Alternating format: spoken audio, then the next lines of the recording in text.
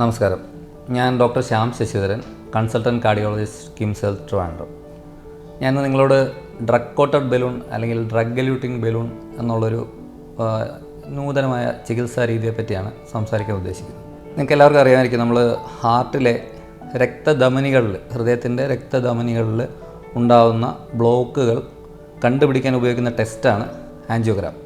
അതുപോലെ തന്നെ ഈ ബ്ലോക്കുകൾ മാറ്റാനായിട്ട്, സർജറി കൂടാതെ മാറ്റാനായിട്ട് സാധാരണയായി ചെയ്യുന്ന ചികിത്സയാണ് ആൻജിയോപ്ലാസ്റ്റി. സാധാരണ നമ്മൾ ഈ ബ്ലോക്കുകളിനെ വികസിച്ച്, രക്തക്കുഴലിൻ്റെ അകത്തുണ്ടാകുന്ന ബ്ലോക്കുകളെ പല ഉപാധികൾ ഉപയോഗിച്ച് വികസിപ്പിക്കും. സാധാരണഗതിയിലുള്ള ബലൂൺ, കട്ടിംഗ് ബലൂൺ, പിന്നെ ചിലപ്പോൾ കാൽഷ്യം ഒക്കെ ഉണ്ടെങ്കിൽ അത് മോഡിഫൈ ചെയ്യാനുള്ള റൊട്ടേഷണൽ എത്തറെക്ടമി, ഓർബിറ്റൽ എത്തറെക്ടമി, IVL, അങ്ങനെ കുറച്ച് കാര്യങ്ങളുണ്ട്. അതുപയോഗിച്ച് നമ്മൾ രക്തക്കുഴലിൻ്റെ സൈസ് ഏതാണ്ട് നോർമൽ രീതിയിലാക്കിയിട്ട് അത് തിരിച്ച് ചുരുങ്ങിപ്പോകാതിരിക്കാനായിട്ട് ഒരു മെറ്റാലിക് മെഷ് അല്ലെങ്കിൽ ഒരു സ്കാഫൾഡ് അതിൻ്റെ അകത്ത് ഇംപ്ലാന്റ് ചെയ്യും നമ്മൾ രക്തക്കുഴലിൻ്റെ അകത്ത്. അതിനെയാണ് നമ്മൾ സാധാരണയായിട്ട് സ്റ്റെൻറ്റുകൾ, കൊറോണറി സ്റ്റെൻറ്റ് എന്ന് പറയുന്നത്. അപ്പോൾ ഇതൊരു മെറ്റാലിക് മെഷ് പോലത്തെ ഒരു സാധനമാണെന്ന് ഞാൻ പറഞ്ഞല്ലോ. അപ്പോൾ അത് നമ്മൾ ഡിപ്ലോയ് ചെയ്താൽ കാലക്രമേണ അത് നമ്മുടെ രക്തക്കുഴലിൻ്റെ ഭാഗമായി മാറുകയാണ് ചെയ്യുന്നത്. വളരെ ഫലപ്രദമായ, വളരെ അഡ്വാൻസ്ഡ് ആയിട്ടുള്ള രീതിയിലെ കൊറോണറി സ്റ്റെൻറ്റുകൾ നമുക്ക് ലഭ്യമാണ്. എന്നാൽ അതിന് ഒരുപടി മുന്നിലായിട്ട് ഈ മെറ്റൽ പാർട്ട് ശരീരത്തിൽ ഇംപ്ലാന്റ് ചെയ്യുന്നത് അവോയ്ഡ് ചെയ്ത് ഏതാണ്ട് നമ്മുടെ സ്വാഭാവികമായിട്ടുള്ള രക്തക്കുഴലിൻ്റെ ഒരു ഘടനയിലേക്ക് ബ്ലോക്കുള്ള രക്തക്കുഴലിൽ എത്തിക്കാൻ പറ്റുമോ എന്നുള്ള ഗവേഷണത്തിൻ്റെ ഫലമായി ഉരുത്തിരിഞ്ഞ് വന്നതാണ് ഈ ഡ്രഗ് കോട്ടഡ് ബലൂൺ അല്ലെങ്കിൽ ഡ്രഗ് എലൂട്ടിംഗ് ബലൂൺ എന്നുള്ളത്. ഇതിൻ്റെ അകത്ത് ആദ്യത്തെ ഭാഗം, അതായത് ആൻജിയോപ്ലാസ്റ്റിയുടെ ആദ്യത്തെ ഭാഗം ഏറെക്കുറെ സിമിലറാണ് അല്ലെങ്കിൽ സെയിം ആണ്.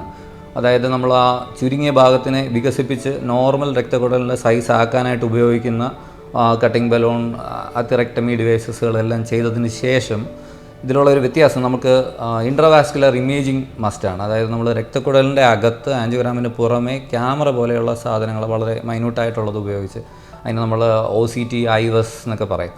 അപ്പോൾ അത് വെച്ചിട്ട് കൃത്യമായി രക്തക്കുഴലിൻ്റെ അകത്തുള്ള പത്തോളജി, എന്താണ് പ്രശ്നം, എത്രയാണ് അതിൻ്റെ കറക്റ്റായിട്ടുള്ള സ്വാഭാവികമായിട്ടുള്ള സൈസ്, ഇതെല്ലാം മനസ്സിലാക്കിയതിന് ശേഷം പ്രത്യേക രീതിയിൽ ഡിസൈൻ ചെയ്തിട്ടുള്ള ബലൂൺസ്, അതായത് ആ രക്തക്കുഴലിൻ്റെ ഏകദേശം അതേ സൈസുള്ള ബലൂൺസ്, പക്ഷേ അതിൻ്റെ പുറമെ പ്രത്യേക രീതിയിലുള്ള മരുന്നുകൾ പുരട്ടിയിട്ടുണ്ടാകും.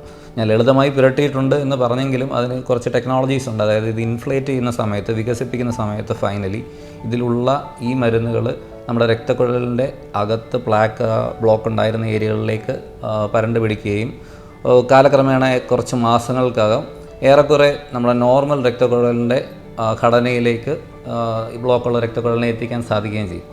ഇതിനുള്ള അഡ്വാൻറ്റേജ് അതാണ്. അതായത് നമ്മളൊരു മെറ്റൽ ഇംപ്ലാന്റ് ചെയ്യുന്നില്ല. അപ്പോൾ ഇതിന് സാധാരണയായിട്ട് മെറ്റൽലെസ് ആൻജിയോപ്ലാസ്റ്റി അല്ലെങ്കിൽ ലീവ് നത്തിങ് ബിഹൈൻഡ് എന്നൊക്കെയുള്ള ടാഗ് ലൈനിലാണ് വിശേഷിപ്പിക്കാറുള്ളത്. സാധാരണഗതിയിൽ ഇപ്പോൾ തുടക്കത്തിൽ ഇത് നമുക്ക് സ്റ്റെൻറ്റ് ചെയ്യാൻ പറ്റാത്ത രീതിയിലുള്ള ബ്ലോക്കുകൾ, രക്തക്കുഴലിൻ്റെ സൈസ് കുറവായതുകൊണ്ടോ അല്ലെങ്കിൽ കോംപ്ലക്സ് അനാട്ടമി, രണ്ട് രക്തക്കുഴലിൽ വേർപിരിയുന്ന ഭാഗത്തുള്ളതോ ഒക്കെ ആയിട്ടുള്ള ഏരിയകളിലും, അതുപോലെ സ്റ്റെൻറ്റ് ഒരു തവണ ഇംപ്ലാന്റ് ചെയ്തിട്ട് അതിൻ്റെ അകത്ത് വീണ്ടും ബ്ലോക്ക് വന്നിട്ടുള്ള സാഹചര്യത്തിലൊക്കെയാണ് കൂടുതലായിട്ട് ആദ്യം നമ്മൾ ഡ്രഗ് കോട്ടഡ് ബലൂൺ യൂസ് ചെയ്തിരുന്നത്. എന്നാൽ ഇപ്പോൾ നമ്മൾ സാധാരണയായിട്ട് സ്റ്റെൻറ്റ് ഉപയോഗിക്കുന്ന ബ്ലോക്കുകളിൽ കൂടി സ്റ്റെൻറ്റ് ഇല്ലാതെ ഈ ഡ്രഗ് കോട്ടഡ് ബലൂൺ ഉപയോഗിച്ച് ചികിത്സിക്കുന്ന ഒരു രീതിയും അവലംബിച്ച് തുടങ്ങിയിട്ടുണ്ട്. അപ്പോൾ ഇത് വളരെ പ്രോമിസിംഗ് ആയിട്ടുള്ള ഒരു തെറാപ്പിയാണ്. ലോകമെമ്പാടും ഉള്ള എല്ലാ ഇൻ്റർനാഷണൽ കാർഡിയോളജിസ്റ്റുകളും പ്രതീക്ഷിക്കുന്നത് ഇത് വിപ്ലവകരമായിട്ടുള്ള മാറ്റങ്ങൾ ഭാവിയിലെ ഹൃദയത്തിലെ രക്തധമനികളുടെ ചികിത്സയിൽ കൊണ്ടുവരും എന്നുള്ളതാണ്. എന്നാൽ മനസ്സിലാക്കേണ്ടത്, ഇത് എല്ലാ ബ്ലോക്കുകളിലും സാധ്യമായിട്ട് വരുന്നതല്ല. അതോടൊപ്പം തന്നെ സാധാരണ ആൻജിയോപ്ലാസ്റ്റിയുടെ പല ഘടകങ്ങളും ഇതിൻ്റെ അകത്ത് ഉൾപ്പെട്ട് വരും. ഇൻട്രാ കൊറോണറി ഇമേജിംഗ് മസ്റ്റായിട്ട് നമ്മൾ ചെയ്യേണ്ടി വരും. അതായത് അകത്ത് പോയിട്ട് നമ്മൾ രക്തക്കുഴലിൻ്റെ കൃത്യമായ ഘടന മനസ്സിലാക്കിയതിന് ശേഷം മാത്രമേ ഇതിൻ്റെ ഫലപ്രാപ്തി നമുക്ക് 100% ഉറപ്പ് വരുത്തി ചെയ്യാനായി സാധിക്കുകയുള്ളൂ.